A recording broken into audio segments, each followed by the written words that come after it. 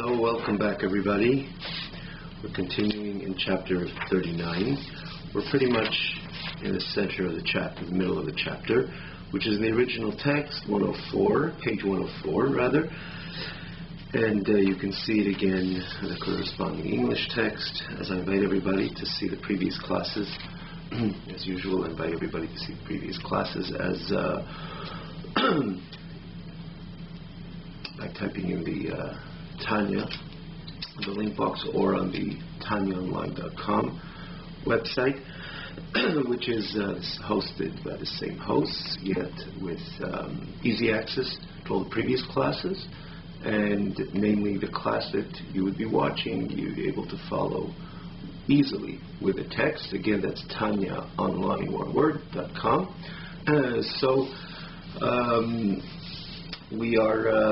We try always to give a little bit of a backdrop of the class, which is based on the previous classes, but we make an attempt that it should be brief, simply because there is such an easy access to the previous classes to have a understanding, perhaps a comprehensive understanding of where the Alter Rebbe is getting at in this very period, in this very chapter, as well as in the other chapters of Olam Hatzilus. That is what we're holding. Words of Olam Hatzilus right after the two dots, the colon, and which the Alter Rebbe begins here. Olam Hatzilus shulamayla miseichel v'hasoga v'havana v'seichel nivra. Atzilus we spoke about multiple times. The first world, which HaKadosh Baruch Hu has emanated from himself. You can't say yet even the word creation already belongs to the subsequent Elam, Bria, Yitzir, Asiya. For that matter, we find Bria, creation. Here it's a emanation from Hashem. What's the difference? Obviously there's a difference that we say creation, the Creator is somewhat moved from creation to some degree, at least as it looks, as it appears. It is you say, for example, Elam Haza is a Elam which is Nivra Me'akadosh Baruch Hu, and we have to find the Bayrei within the Nivra. It doesn't not come natural, because that's the way Akadosh Baruch Hu created Bria. Any Bria in creation, again, we can see it evidently from this very world. The mere Elam Haza, the texture of it, everything about Elam Haza is the removal. Again, this is all on the surface. Beneath the surface, it's all the same.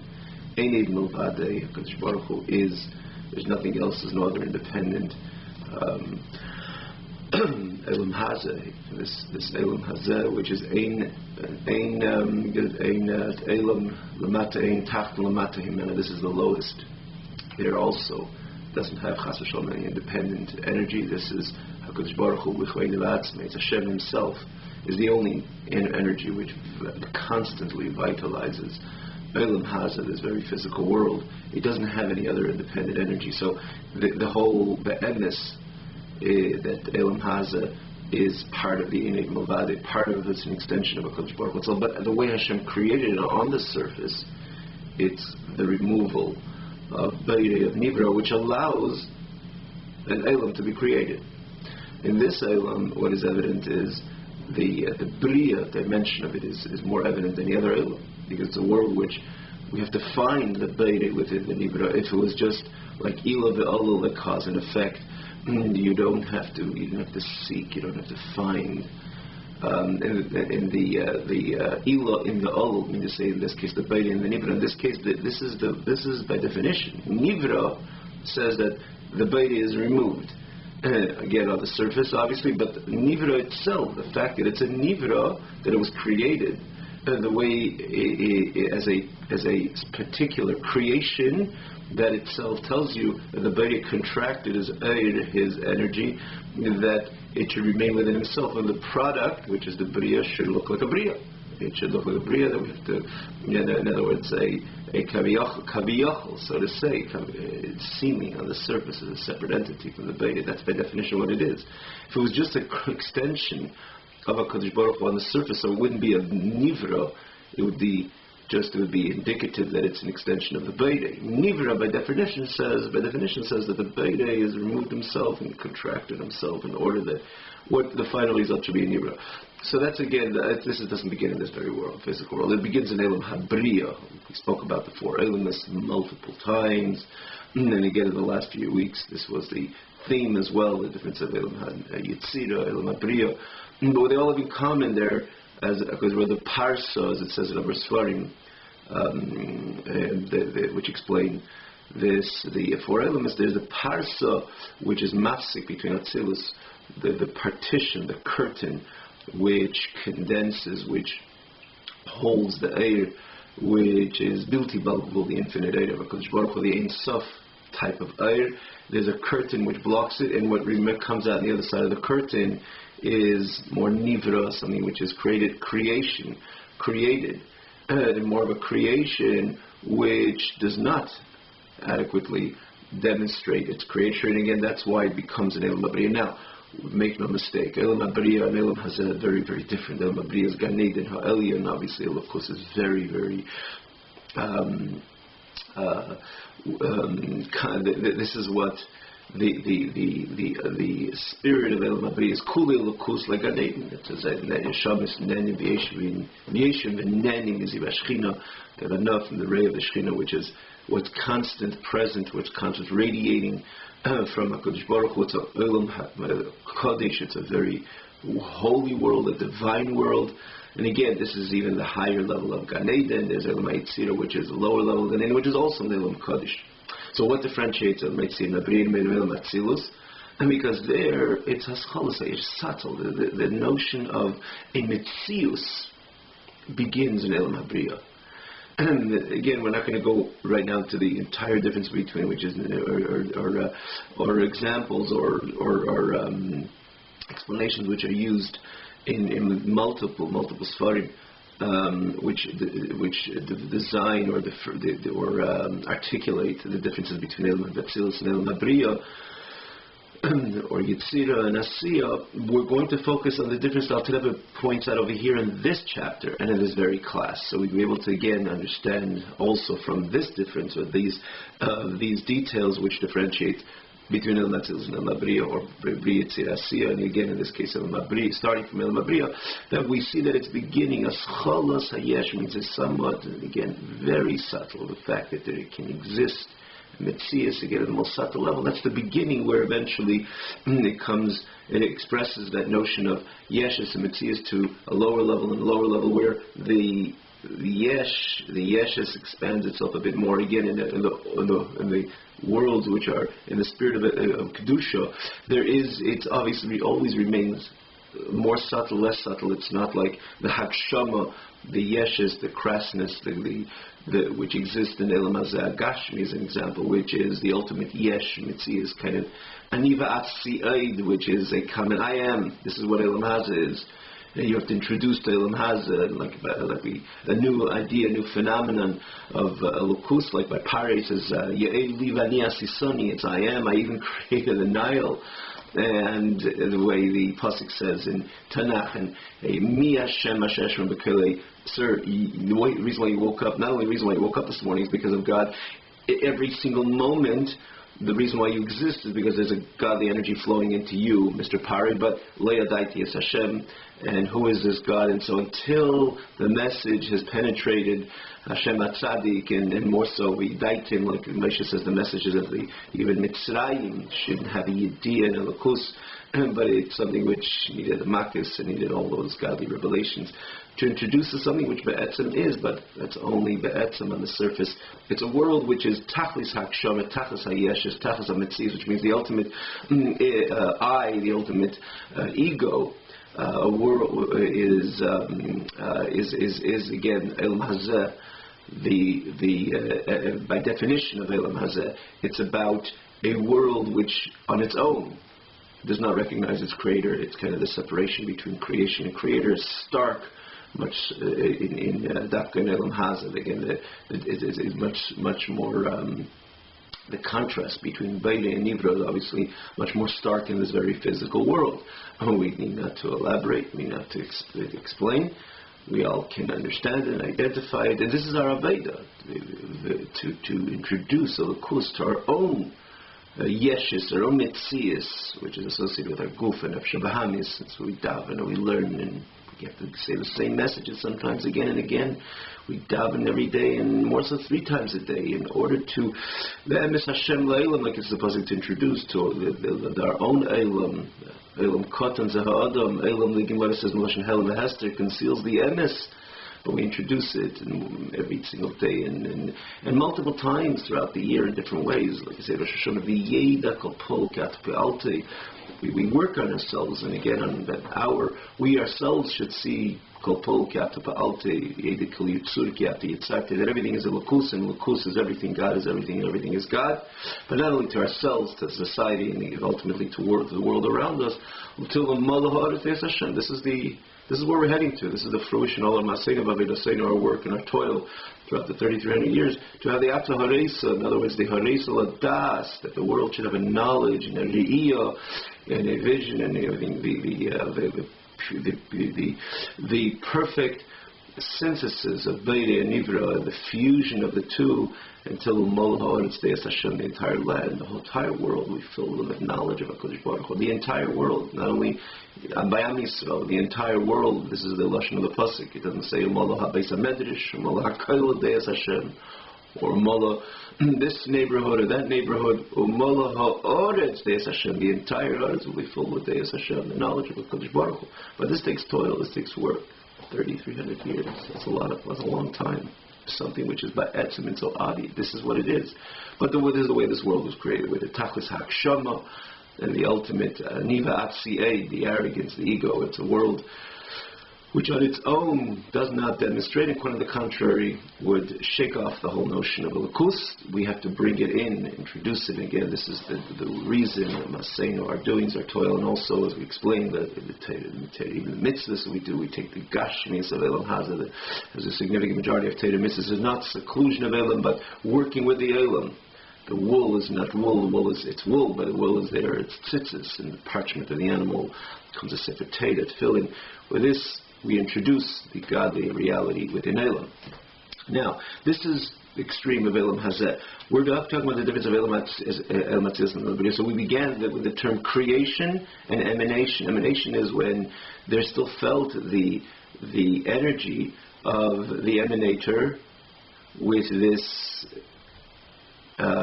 which within an emanation, in other words, within the area where the light of the emanator shines into this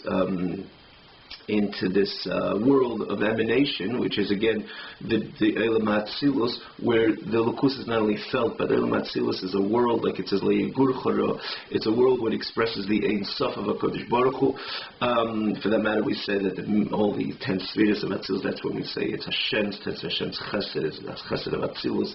It didn't manifest, it didn't descend, evolve to a next level where there is some even subtle mitzias, which is every mitzias is obviously a contradiction to the Ein Sof. The Ein Sof is all about the Ein Sof, nothing, there's nothing else. For that matter, it says in many places, even Elam Atzilus is not really purely the expression of Ein Sof, because it's an Elam, and Elam is Lashon Helen Hester, like we just quoted from the Gemara, and so that cannot be the Ein Sof, but yet Elkus Ein Sof expresses itself in Elam Atzilus. Atzilus is Lashon Etzli, the Samuch, it's close, and Lashon Net, Atzilus means it's like net, so it's Mufrosh. But Salto Min HaRuach, like it says by Moshe Rabbeinu, it is Mufrosh, it's separated from the rest, because this is a world which expresses the Ein Sof. Now, with this, again, based on this kind of a backdrop over here to this, or introduction to this, the following words, the Alter Rebbe is getting at that I spoke to you the whole time. We spoke about the Neshamas, which are in Gan Eden Ha'elin, the higher level of Gan Eden, which is in Elam HaBriya, which there you have the Chacham Bin Adas of HaKadosh Baruch Hu, which nests in Elam HaBriya, therefore the Yeshua and enemies of Ashkenaz, and more than appreciating the reality of Elkus on an intellectual level that produces that quality type of everything we learned in the previous weeks. But yet, the Alter Rebbe says over here, it's not the etzem of HaKadosh Baruch Hu which is expressed in Elam HaBriya. If it was the Ein Sof of HaKadosh Baruch Hu which expresses himself in Elam HaBriya, there wouldn't be the notion of understanding, appreciating, intellectualizing. You can't do that when you have the complete Ein Sof of HaKadosh Baruch Hu. Ein Sof is in a place. What causes the reaction to a revelation of Ein Sof is complete bittul. I mean, it's a complete self-nullification. There's no I understanding, again, even the most subtle levels. Even a shaman divested of body, which the ego really doesn't exist there. And it's yesh v'neni mizar shechina, but I understand, I appreciate, I comprehend Elokus, and therefore I produce the feeling to Elokus, nehenin, which has an appreciation, or I mean the pleasure. You have a pleasure of something that you can appreciate. You can't have a pleasure of something you can't appreciate. Sit down in front of this computer, it has every single program in the world, and you're appreciating it, you're liking it. You have enough from it. I don't know what it is all about. But when you start understanding what it's all about, and you see this program and how much this can contribute to you in general, to your overall well-being, and then you see the benefits of it, and you can start liking it and appreciating it, and so on. But this is even that is just because your knowledge, you don't understand it. It's something which is there to be explained to you, and you could tap into it and appreciate it. But you're talking about Elokus, the Ein Sof of HaKadosh Baruch Hu. In the face of Ein Sof, you can't say Neni v'zi v'shechin, have a noah, or have a intellectual grasp on Ein Sof. You can't, because Ein Sof is Ein Sof as it sounds. Ein Sof. Take, for example, somebody who needs a bit of light because he has to read a sefer, learning a piece of Gemara, or reading any book, lahavdil. And something which is important, obviously, which is Chas v'Shalom, doesn't contradict to anything which is according to Torah, to the Torah demands, and it's dark. So you open up a little light. You can appreciate it. It's a bit of light, and it has a certain amount of shine which is coming through that bulb or something, which could be very, which allows me to read the sefer, for example. So this light is a containable light. If I put on something extremely bright, something which has something which is beyond the measure, beyond the norm, which is probably illegal to sell in the store, something which would be overwhelmingly bright. But if you put it on, I'll lose myself completely. To go ahead and read words and make sense of whatever's around me, wouldn't be able to do that because it's so overwhelming. The light is so bright, so I completely lose myself to the experience of that light. I cannot remain composed, certainly not read a book, because it's just too shiny. But weren't you looking for some light? So we gave you a bit more. No, I needed something, the light I need in order to appreciate everything what I'm doing, or for example, to read the sefer and so on, is I need a condensed light. If not, I'll lose it. It won't lose my entire composure. It won't do good. Even I'm looking for light, and you say, give me more. It's like rain. I need rain, but I can't. A marvel was something that brought destruction. Even it was just more of the same rain. Because when you have something which is too grand, that the keli, the container, cannot contain, so the keli loses itself to the experience of the of the light. And so too, when you think about it, this is all just mishalim, not light has Ein Sof to it, but think about and none of this, not rain has any Ein Sof dimension to it, but think about the true Ein Sof. HaKadosh Baruch Hu b'chvei v'atzmei, the infinite. Anything finite cannot contain, by definition, cannot contain an expression of infinity. Cannot. So what about the neshama divested of the body, so it loses its hagbala, its finitude, or the finitude is seriously diminished, because what really is magbil really limits the person. Where do we find true finitude? True limitation is everything associated with the body, which has its agbolas, its borders and limitations. As we all know it, the body is part of Elam Haza, which is mugbal, meaning to say it's a limited entity, an entity of an expression of limitation and finitude. As opposed to neshama, which is divested of the body, obviously it's much more free, doesn't have the agbalas, limitations of this physical world. Again, in this particular container, which is the person's body, or as Nefesh Bahamis, but take even the Gufa Gashmi. But yet the neshama is also a nivra, even though it has dimensions of Beirei and its core essential levels, but at the end of the day, neshama is a nivra. So if it's a nivra, every nivra, to some degree, to a great degree, is mugbal, is limited. So how could a neshama experience the Ein Sof of HaKadosh Baruch Hu? And it truly cannot experience the Ein Sof, because Ein Sof is the infinity of the Beirei, which is truly Ein Sof. The neshama ultimately is a nivra. Nivra cannot appreciate a complete exposure of Beirei, of the Ein Sof of HaKadosh Baruch Hu. So when we say neshama is yeshmin v'neni miziv hashchina, when we say neshama, as it says, hanoach miziv hashchina, that itself, before you even go further, that itself tells you that it's not the Ein Sof of HaKadosh Baruch Hu that it's experiencing. The Ein Sof k'meishahu.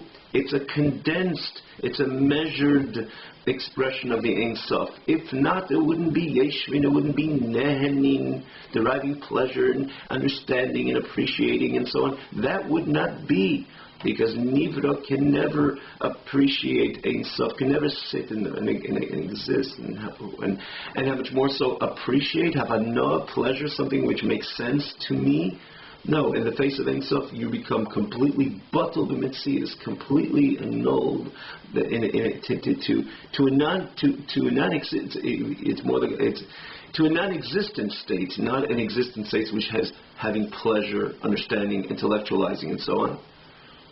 So whenever we think about the experience of the neshama in Gan Eden, it has to be the condensed, contracted version or measure of the Ein Sof.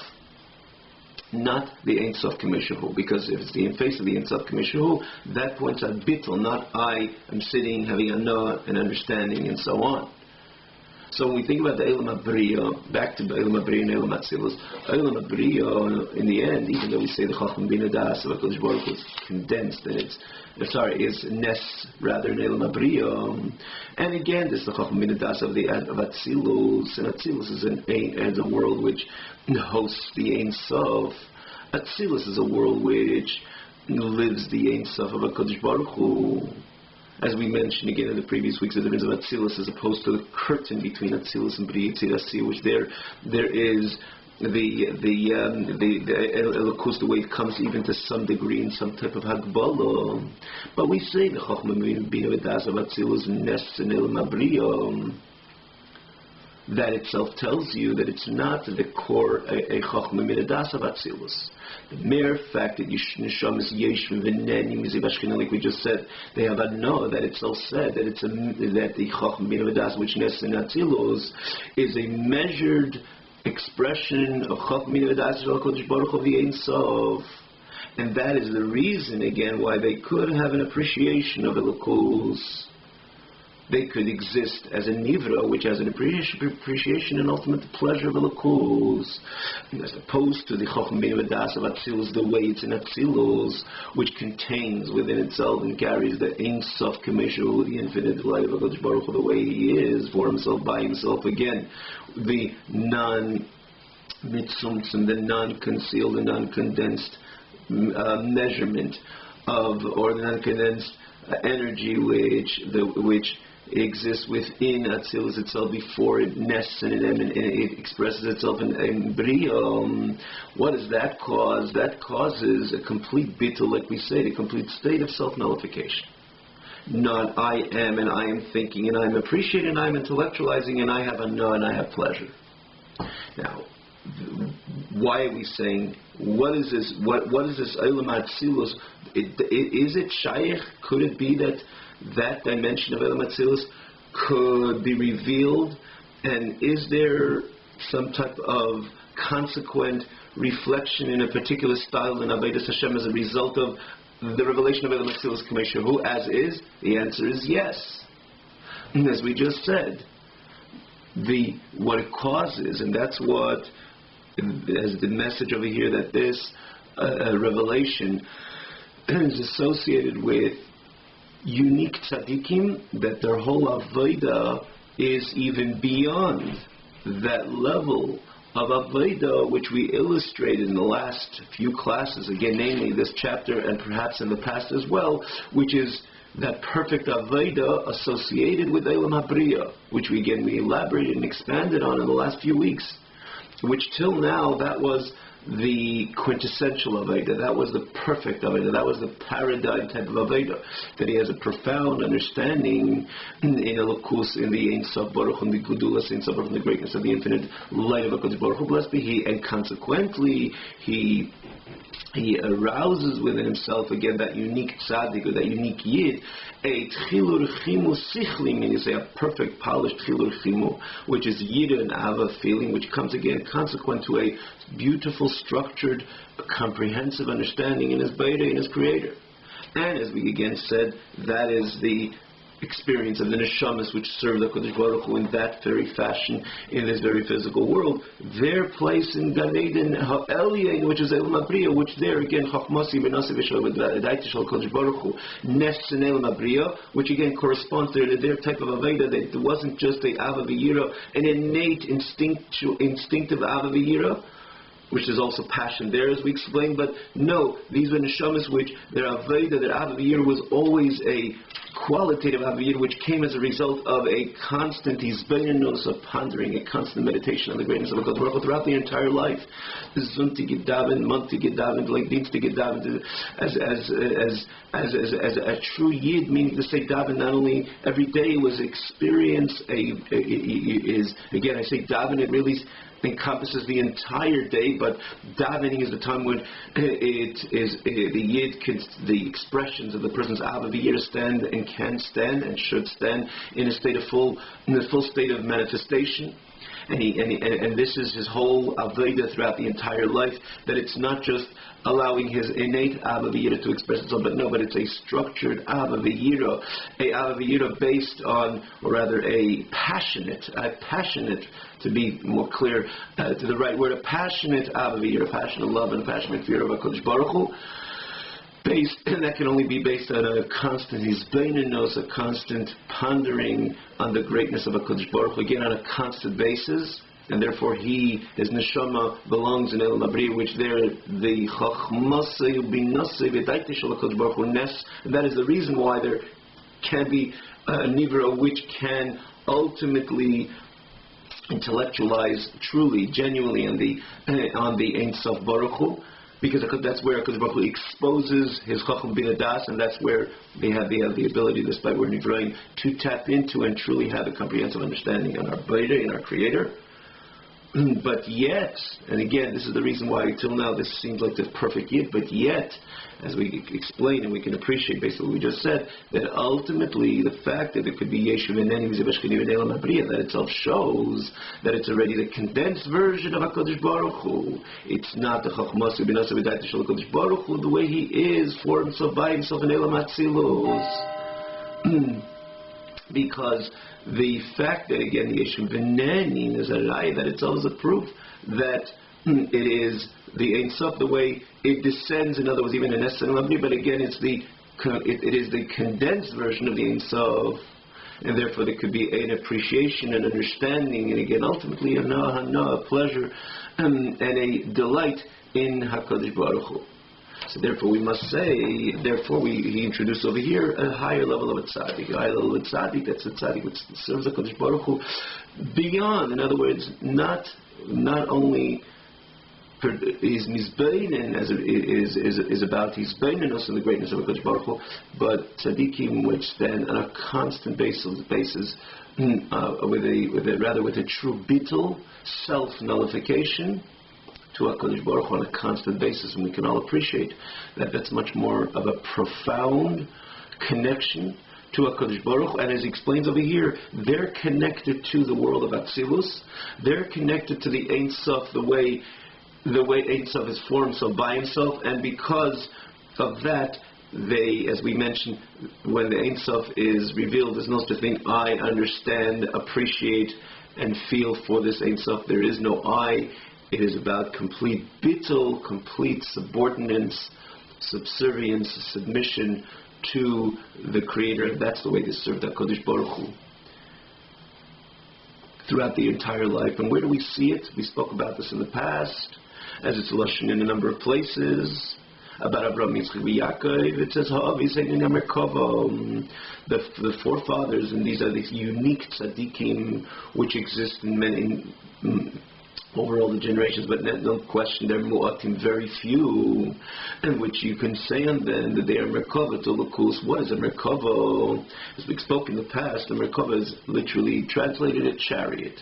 So a guy, the reichev, hops onto the chariot, and your chariot starts moving.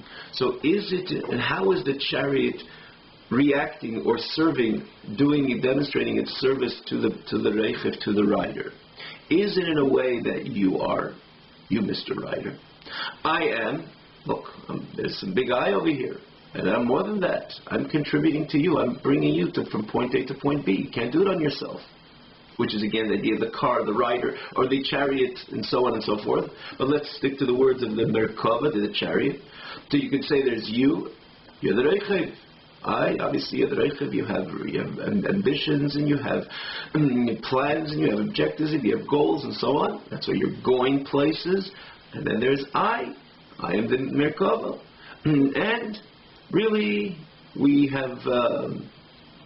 should share who's boss, because there's your I and I, and I'm an I, but when you're actually on the wagon and you're taking me, I'm obviously I'm going where you want, not you're going where I want to go, and let's share this. In other words, sometimes I'll do what you want, sometimes you'll do what I want. We look on the what really transpires of a reichev, a rider, a wagon rider on the wagon, this whole dialogue between reichev and merkava doesn't exist. The whole description we just described doesn't exist, despite, yes, the merkava, the chariot, we could look at it from a certain perspective that it has some ego because, look, it's taking the person to a place that the person cannot go on his own. But if you look la mitasam shel dvarim, the way things are truly, the merkava, it has no I and no ego to it at all. It's only about the reichev, because the reichev hops onto the wagon. The merkava doesn't even say its opinion. Mr. Reichev, really, I want to go left, but you want me to go right. Look, you have the reins in your hand. You're going to override me. That doesn't exist. That's not the illustration. That's not the example of Merkava and Reichev. That's not what's transpiring. That's not what's happening when you see a Reichev on a Merkava. True, the Merkava is bringing the Reichev, the chariot is bringing the Reichev to a place where it cannot go on its own. But the Merkava is completely batul umavutul, completely stands in a complete, absolute state of self-nullification to the Reichev. It doesn't even say boo. It doesn't even say anything. It's just where you want to go. That's where I'm going. It doesn't even say that. It doesn't even say that. It's completely no mitzias, and l'chatchila, in the very onset, wherever the reichev, the rider, wants to take it, that's what it does. And again, it doesn't even look for any credit. It doesn't even say, really, I want to go left, you want to go right, you have the reins in your hand. There's nothing of that. A merkava, by definition, that's why many times I use a little bit I hesitate to use the car. The car would be the same idea. The rider, you're in charge. You have the steering wheel and so on, but nonetheless, because of the car, it has some energy on its own. We control something, and sometimes chas v'shalom, you leave it, it can go, and we have to sometimes control the car. And so it's not an accurate example. The merkava is an accurate example. It has no energy and has nothing on its own. It's just wherever the Merecha wants to take it, that's where it would go. And that bittul, and that's what it says, Abraham to Yaakov, were a merkava to alakus, that didn't just do what Hashem wants. Take anybody who you think you know. You think very highly about yourself. Would you ever have even the audacity to call yourself merkava to alakus? Meaning to say that we wake up in the morning and many times throughout the day, even we do ultimately what's right, and we truly do what's right in davening and learning and serving HaKadosh Baruch Hu, but to say that I didn't have any ruts and I didn't want to go right, and yet HaKadosh Baruch Hu told me, or I didn't want to go left, and HaKadosh Baruch Hu told me to go right, and I submitted myself to HaKadosh Baruch Hu, which is wonderful, and it's very special.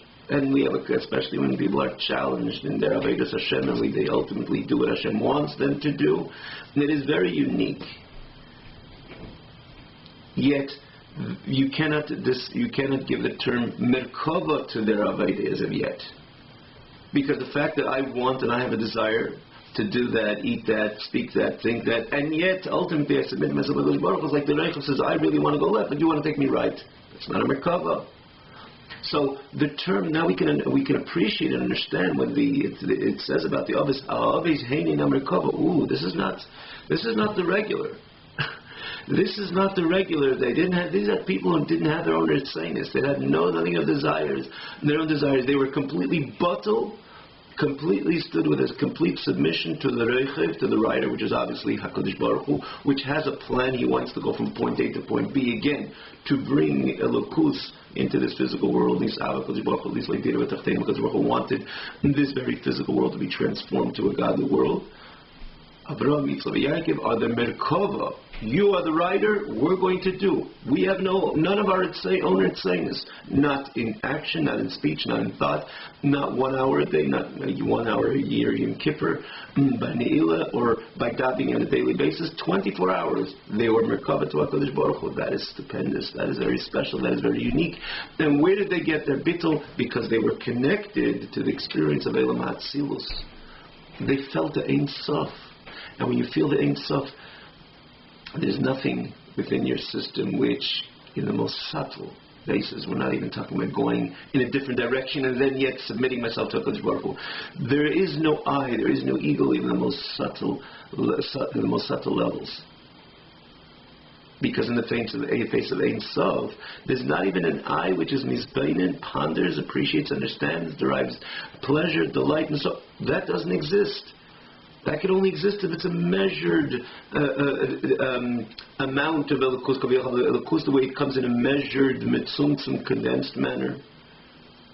Because when the light of the Ein Sof is turned on, or when a person experiences the Ein Sof, which is again the Chachmasim and Binasa V'Daita Shel HaKadosh Baruch Hu, the way it's in Atzilus, not the way it crosses the Parsa, the division or the partition between Atzilus and Bria. The way it's in Atzilus, the Ein Sof, which again is the host of the Ein Sof of HaKadosh Baruch Hu. The result, a yid which is completely bottle, or any end which is complete, it brings about complete bittul to HaKadosh Baruch Hu, complete submission. There is no I at all. And that's the way these tzaddikim, these unique tzaddikim serve HaKadosh Baruch Hu. Now, I just want to make it clear, it's not that periodically they didn't have the ability to mizbein. They were open to the experience of Elam HaBriya as well, but understandably so, they didn't lose out on anything. But they stood more so. Namely, their Aveda was much deeper than that. It's not a deficiency that you stand in a bittul as opposed to understanding, appreciating, deriving pleasure, and so on. On the contrary, it's an advantage. You're part of the Ein Sof experience, and therefore there is no I. You stand with a constant bittul to HaKadosh Baruch Hu, like a merkava to the Reichev. It's a greater connection and a greater appreciation and a greater contact with the Ein Sof. And this is the basis of today's Pedic, today's class. Let's try to see it inside. Baruch atah Adonai Eloheinu melech haolam shakel niyah bidvarim.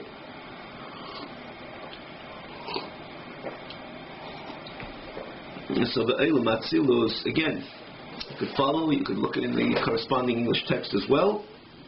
Elam HaTzilus, the world of Atzilus Shalom Elam HaSeichel V'Hasag V'Havana L'Seichel Nivra, which is transcendent of intellect, understanding, and grasp and understanding to the Seichel, the intellect of a Nivra, of a created entity.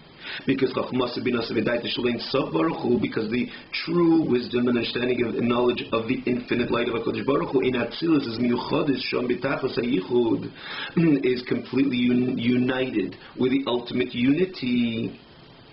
The biyichud atzum v'nifla, with an intense and a wondrous, meaning to say an absolute unity with greater strength and with greater intensity, infinitely greater than Elam HaBriya. in this Elam Abriya, which we spoke in the last few weeks.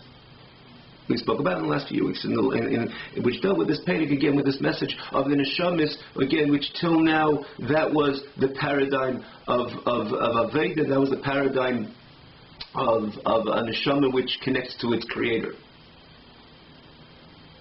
But there's something deeper than that, again, which is the Chochmas V'Nos V'Daiti, not the way Kaviyachol removes itself from Atzilus, from the spirit of Atzilus, via the partition between Atzilus and Bria, and Nes in Elam HaBria. No, this is the Chochmas V'Nos V'Daiti Shel Kodesh Baruch Hu, the way it's within Atzilus.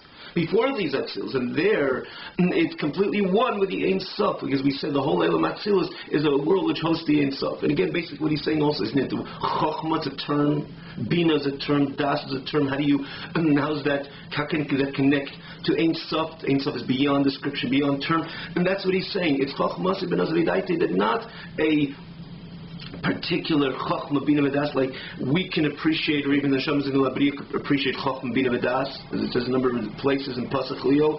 Chochma V'lei B'Chochma Yediyah, not with a known Chochma, is the Chochma of Atzilus.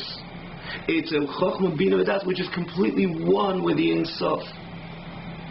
And therefore you can compare it to the Chochma Bina V'das, the way Kaviyachol leaves Atzilus and Nes and Elam HaBriya.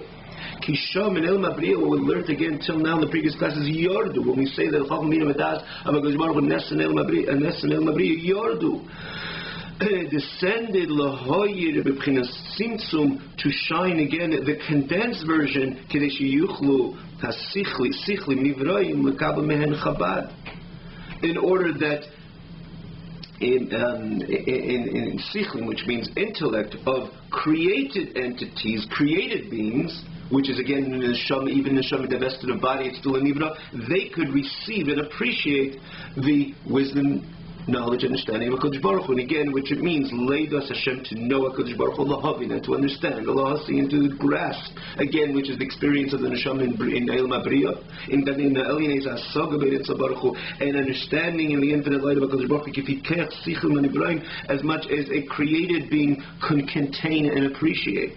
Shehein, which the Neshamas are Balgru, B'Tachlis, which they, by definition, are finite because they are ultimately Nivraim. And therefore we must say that it's a condensed version of the Chochma Bina V'das, which the Ein Sof within them is minimized in order that they should be able to comprehend and appreciate and ultimately derive pleasure from.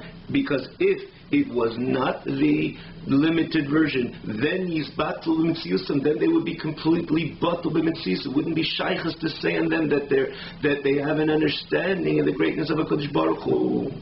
So the Chochma Bina V'das, which descends to Elam HaBriya, this is already a mitzumtzum dike Chochma Bina V'das, a condensed version, in order that these neshamas should not completely lose themselves, lose their whole entity, again in the face of the infinity of HaKadosh Baruch Hu.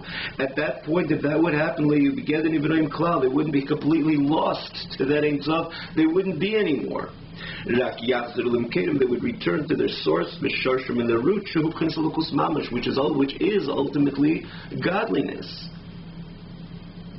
And this, like he goes on, he says, this concealment, this contraction, that is the sibas ha'orah shemiyirisham chabad shlein sovarach. That is the reason that there could be a ha'orah, which means a radiation of the Chochma Bina V'das, or HaKadosh Baruch Hu, which shines in Elam HaBriya, l'neshamas elu, to these neshamas, again by Elam HaBriya. This is the reason, the tzimtzum is the reason that there could be something which could be appreciated, attended to. As opposed to an atzilus. There is no tzimtzum. He adds kol kach. As basically we said it many times. You cannot say that Elam Atzilus, even though it's an Elam of Ein Sof, you cannot say that's the true description of Ein Sof. Because then there is no Elam, there's not even Chochma Bina Das. Because the Ein Sof on its own, if you think about the true definition of Ein Sof, has to be beyond even description of any sphere at all. So that's why he adds the words kol kach. But in the overall, in Atzilus, it is a world which hosts the Ein Sof. It is an Elam Ein Sof. So that's what he says in contrast. Atzilus the Bria, that Netzilus Sheino Tzimtzum. Yeah, it's called Kach, but there's no Tzimtzum certainly not Negreil Mabria, and therefore Yeshua L'Seichel Nibraim L'Kabel man. The intellect of a nivra, which means a created being, cannot receive there and connect to that. Their machshava, the neshamas cannot at all be teifes, can have a true grasp of that revelation, of that experience of the Eilam Atzilus experience. And therefore, this is already a domain to tzaddikim agdelim. Here we introduce again a new level of tzaddikim, which is beyond these tzaddikim of Eilam Abriya. This is, and therefore Eilam Atzilus, as he says, this is the domain for the tzaddikim agdelim, these very great tzaddikim, shaveidasam, their services, even l'mayla, afilu b'chinas tchilur chimu, hanim shachz minabina v'das b'golas yizbarich. It's much greater and much higher, much deeper than even the experience of fear and love, which come as a result, consequent to a structured and profound understanding in the greatness of HaKadosh Baruch Hu, which is again the whole experience of Eilam Abriya, Gan Eden Elyon, etc.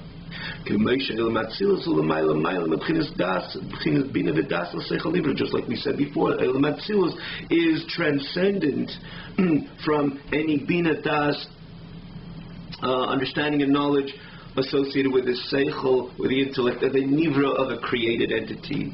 Alavidasam, the Aveda, the service of these tzaddikim, they were a complete merkava, a chariot to the infinite light of HaKadosh Baruch Hu.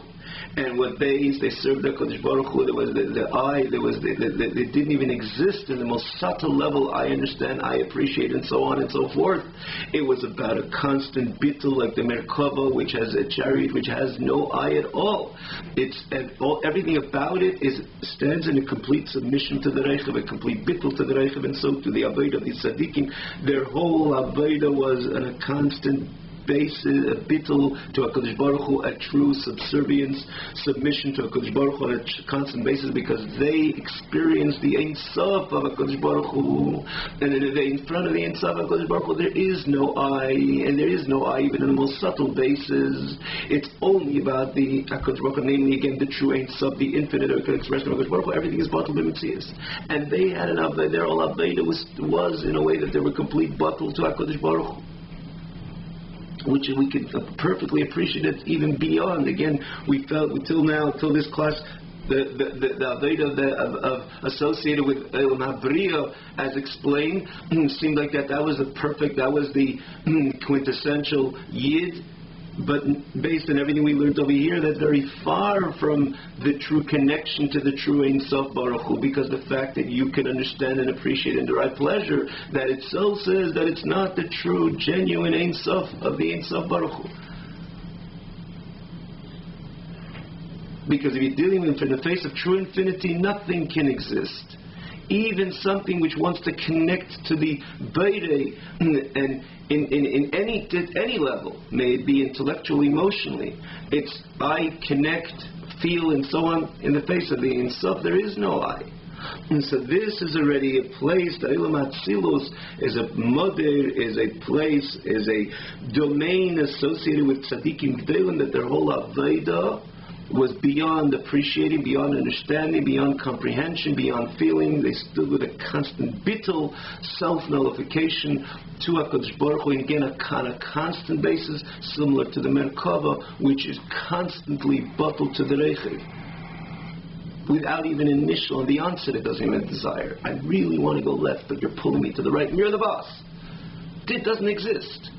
The Merkava on a constant basis is bottled to the Reichav. And this is the type of the tzaddikim, that the batul mitzvahs l'chol aveiros baruch Hu, again, all constantly consumed in the light of HaKadosh Baruch Hu, heim v'chol shalahem, them and everything which was related to them, ali de kiyum ha'teira v'mitzvahs, and through fulfilling Hashem's Torah and Hashem's mitzvahs, Now the Rashamru, like it says by the Avis of Avram Yitzchak Yaakov, that Ha'avis Hein HaMerkava, that the Avis had that unique term in their submission to HaKadosh Baruch Hu, similar to the Merkava, the chariot, to the rider. Because by Avram Yitzchak Yaakov, it wasn't periodically, but all their days, this was their service. They stood in a complete bittul to HaKadosh Baruch Hu, which tells us in a certain sense how distant Avram Yitzchak Yaakov. Sometimes we try to identify certain people. Oh, they are Avram Yitzchak Yaakov. It is so essentially negated, any comparison to people. Not all. There's obviously tzaddikim gedolim in every generation, but we should be very careful. We shouldn't be loose to compare someone who we would like to say that he's a bit more devoted to HaKadosh Baruch Hu's Torah. This is an experience of Avram, Yitzchak, Yaakov. We say, always Merkava, mean to say there was nothing. Look at the chariot.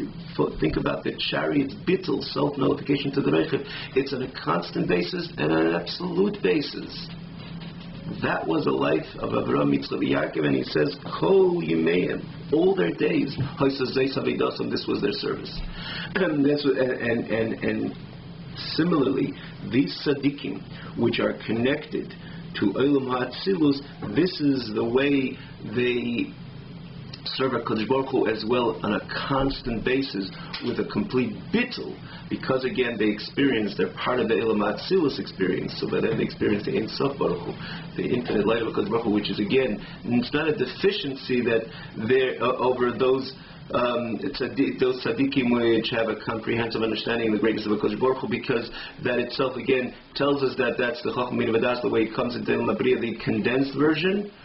And therefore, even though perhaps and periodically they could do that as well, but namely, their Aveda is much deeper than that, because they're in tune with the Ein Sof, the infinite light of Atzilus, and therefore they stand on a constant bittul, constant self-nullification to HaKadosh Baruch Hu, a constant subservience to HaKadosh Baruch Hu, in a way that Hein v'chol shalahem, them and everything which is pertinent to them, again, is batul to HaKadosh Baruch Hu.